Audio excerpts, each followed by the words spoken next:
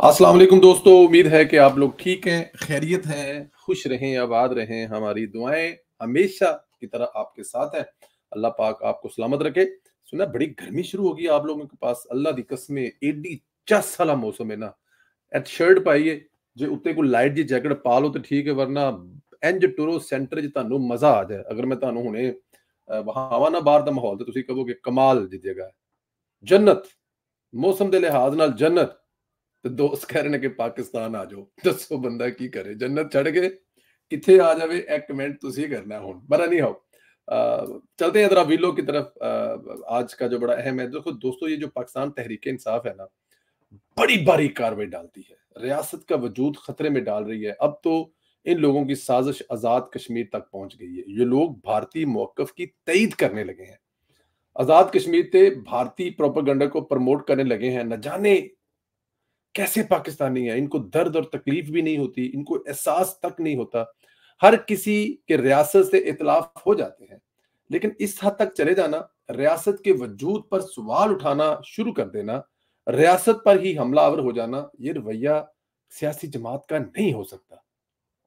आजाद कश्मीर में बिजली के बिलों और महंगाई पर एक प्रोटेस्ट चल रहा है। पीटीआई ने इस एहतजाज को अपने जाती और सियासी फायदे के लिए इस्तेमाल शुरू कर दिया। इस एहतजाज को आजाद कश्मीर से जोड़ दिया है। पीटीआई के अकाउंट्स एक पुरानी वीडियो को एडिट करके शेयर कर रहे हैं। इस वीडियो में एक भारतीय फिल्म हैदर, जो कश्मीर पर भारत ने पाकिस्तान के खिलाफ बनाई थी, इसके कुछ हिस्सों की आवाज जोड़ दी गई है। यही नहीं, तहरीक इंसाफ के लोग आजाद कश्मीर पर भारतीय मौकफ को प्रमोट कर रहे हैं और आजाद कश्मीर को पॉक लिख रहे हैं, यानी पाकिस्तान के कब्जे में कश्मीर। हालांकि रियासत पाकिस्तान का आईनी स्टेटस यह है कि वो आजाद कश्मीर है, कश्मीरी हमारे साथ आजादी और खुशी से रह रहे हैं। लेकिन तहरीक इंसाफ के बुलवाई इसे पाकिस्तान के कब्जे में कश्मीर लिखकर प्रोपोगंडा कर रहे हैं, जिसका टारगेट सिर्फ फौज को नुकसान पहुंचाना है। समझ से बालातर है कि रियासती अदारे क्यों खामोश है, एफआईए क्यों खामोश है, कहां खड़ी है, क्यों एक्शन नहीं लेते।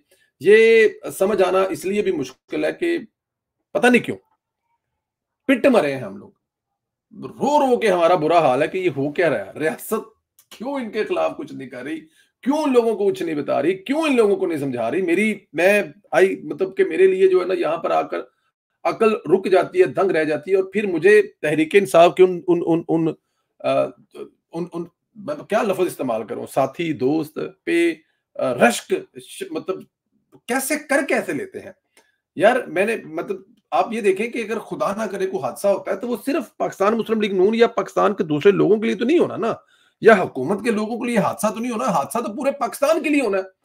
खुदा ना करे कोई ऐसी कोई चीज होती है तो वो उसमें सारे लपेटे जाते हैं ना। उसमें तो बारिश आए, सैलाब आए, या कुछ और ऐसा प्रॉब्लम है, तो उसमें सबके लिए आएगा। बगावत होगी तो पूरे मुल्क में बगावत होगी ना जी। वो किसी एक के लिए तो नहीं होगी कि एक खास पार्टी के लिए, खास धड़े के लिए तो नहीं होगी, वो सबके लिए होगी। लेकिन खैर, अब ये रवैया है पाकिस्तान तहरीक इंसाफ का तो है, इसको खुदा की जात बस समझाए इनको। मैं इस पे और क्या कह सकता हूँ। खैर, इधर गंडापुर मामलात खराब कर रहा है। गंडापुर ने फैसल करीम कुंडी को गवर्नर हाउस पर कब्जे की धमकी लगाई थी। फैसल करीम कुंडी ने कहा था, तुम्हें सड़कों पर घसीटूंगा, इधर देखना भी नहीं। जिसके जवाब में गंडापुर फिर गलीज धमकी दी है, कहा है कि तुम्हारी गाड़ी का पेट्रोल मेरे बजट से जाता है, वो बंद कर दूंगा, तुम्हारे गवर्नर हाउस को अजायब घर बना दूंगा, अवाम के लिए खोल दूंगा और तुम्हें 2 कमरों में शिफ्ट कर दूंगा। अब अंदाजा करें, यही नहीं, गंडापुर ने हर मुमकिन धमकी दी है। बज़ाहिर यही नजर आ रहा है, इनकी पूरी कोशिश है कि हालात पूरी तरह खराब करके सूबे में गवर्नर राज लगा दिया जाए। ये तर्ज़े हुक्मरानी जमहूरियत को खतरे में डाल रही है और मार्शल लॉ का रास्ता खोल रही है। अभी इस बात को मैंने किया है कि आप कुछ ऐसा करते हैं, या ऐसा आपसे कुछ हो जाता है, या ऐसा कुछ करने की आप प्लानिंग कर रहे हैं, तो ये आप कैसे सोच लेते हैं कि उसका नुकसान सिर्फ रियासत को होगा, उसका नुकसान सिर्फ आम पाकिस्तानी को होगा, पाकिस्तान तहरीक इंसाफ को उसका नुकसान नहीं होगा। ये कैसे हो सकता है? फर्ज किया है आपको हुकूमत मिली है, तो आप वहां पर लोगों की खिदमत करें, लोगों के लिए रिलीफ ढूंढें, दूसरे सूबों में जाएं, उनके साथ ट्रेड करें, काम करें, दूसरे मुल्कों में जाएं। मरियम नवाज जो है वो एक दिन ऑस्ट्रेलियन से मिल रही है, दूसरे दिन जर्मन से मिल रही है, तीसरे दिन ब्रिटिश से मिल रही है। अपने सूबे के लिए हर रोज एक नया मनसूबा सामने लेके आ रही है। सिंध वाले लगे हुए हैं, कहीं ना कहीं कुछ कर रहे हैं, इवन बलूचिस्तान वाला लगा हुआ है। लेकिन अगर यहाँ पे हमें नजर आता है लड़ाई झगड़े के मूड में और लोगों की जिंदगी को खराब करने के चक्कर में, तो स्वाय केपीके में कोई भी नहीं। सब अपने अपने तौर पे लगे हुए, थोड़ा कर रहे हैं, बहुता कर रहे हैं, उनको हुकूमत मिली है, पहले 2 महीने में अपनी चीजें सीधे कर रहे हैं। लेकिन यहाँ पे हमें जो खबर मिलती है, आज फलां को नहीं छोड़ूंगा, आज फलां को घसीटूंगा, 2 कमरों में बंद कर दूंगा, तुम्हारा घर अजायब भरकर बना दूंगा, ये वो कैसा रवैया है। और अगर केपीके वालों ने ये इस रवैये को वोट दिए तो फिर उन पे तो बस हंसा जा सकता है, या उन पर जो रहम, या उन पे कोई ऐसी दुआ मांगी जा सकती है कि अल्लाह ताला की जात उनकी जात पर रहम करे। ये इस रवैये से कभी भी पाकिस्तान को नुकसान नहीं हो सकता, और इस रवैये से कभी केपीके के लोगों को फायदा नहीं हो सकता। क्या फायदा होगा इस रवैये से? क्या केपीके के लोगों को आटा सस्ता मिलेगा, चीनी सस्ती मिलेगी, सड़कें बनेंगे, डैम बनेंगे, यूनिवर्सिटियां बनेंगी, कॉलेज बनेंगे, हॉस्पिटल बनेंगे? क्या फायदा होगा इस रवैये से?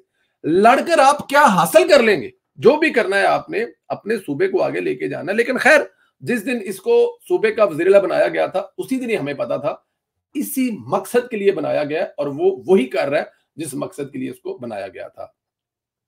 फवाद चौधरी का एक वक्त हुआ करता था जब ये नवाज शरीफ को कहा करता था कि आपका वक्त खत्म हो गया है, आपकी सियासत खत्म हो गई है। वक्त की मार देखिए, आज इसी फवाद चौधरी ने मुल्क को मौजूदा बहरानों से अगर कोई निकाल सकता है तो वो नवाज शरीफ है। ये छोटी बात नहीं है मेरे लिए, आपके लिए, हर पाकिस्तानी जो जमहूरियत से लगाव रखता है और जो नवाज शरीफ की जद्दोजहद और काविश को समझता है कि उन्होंने अपनी सारी जिंदगी इस मुल्क में सिविल बालादस्ती के लिए गुजारी है, अपनी हुकूमतें कुर्बान की हैं। आज फवाद चौधरी के मुंह से ये अल्फाज सुनने के बाद सर फख्र से बुलंद हो गया।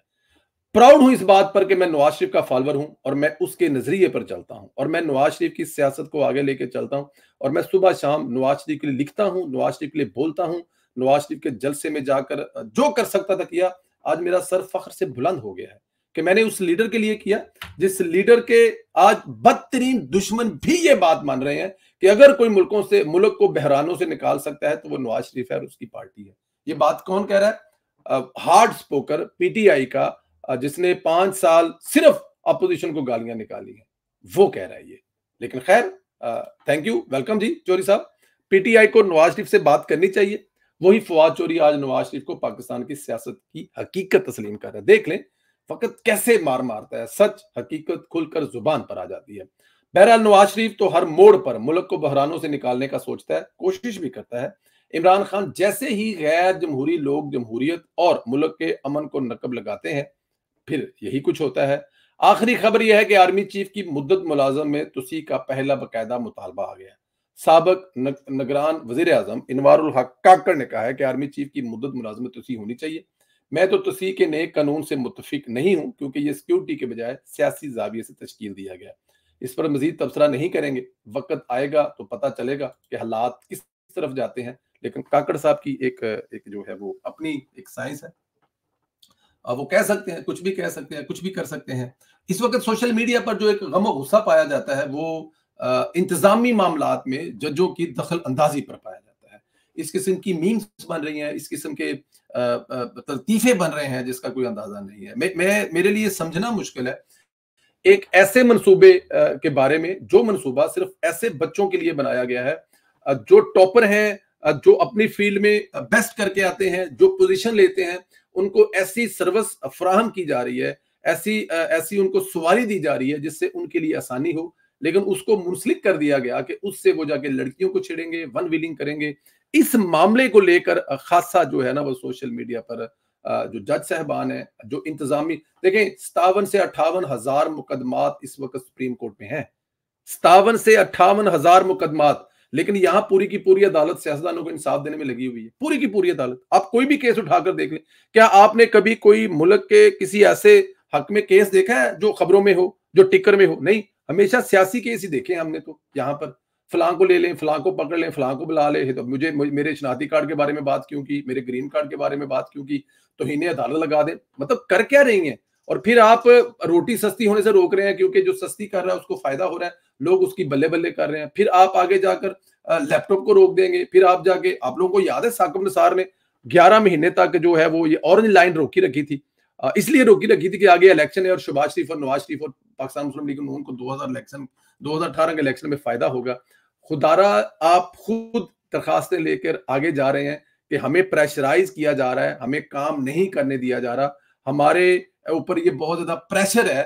तो आप सोचें, जब आप ये प्रेशर दूसरों पर डालते हैं, लाखों की तादाद हाई कोर्ट्स जो हैं इनमें केस है, लाखों की तादाद में केस।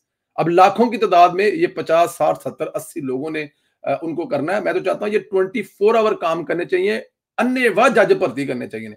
अदालतां 24 घंटे खुलियां चाहिए ने, 8-8 शिफ्टां दे विच 3-3 जज काम करना चाह, ताकि इन बजाय, लेकिन यहाँ पे वो करने के बजाय जो किया जा रहा है वो आपके सामने। मैं इस पर ज्यादा लब कुशाई इसलिए नहीं कर सकता कि साडे मुखालफत ने चली जाए। बट एनी हाउ, अपना बहुत ज्यादा ख्याल रखो, अल्लाह तुहानू जिंदगी देवे, सेहत देवे, खुश रहो, दुआवां जी याद रखो, चैनल जरूर सब्सक्राइब करो, बेल आइकन को प्रेस करो, और जरा बहुत सारे मामलात हैं, लेकिन जरा ये जो लड़ाई चल रही है ना उधर केपीके में, चस सारी लड़ाई है, मजे वाली लड़ाई है, तुम इंजॉय करोगे, लेकिन केपीके की आवाम जी ना वो रुल जाएगी।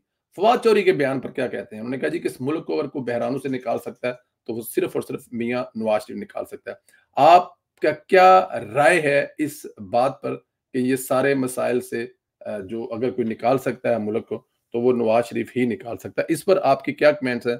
अपनी राय जरूर दें। अपना ख्याल रखें, इजाजत दें, खुदा हाफिज।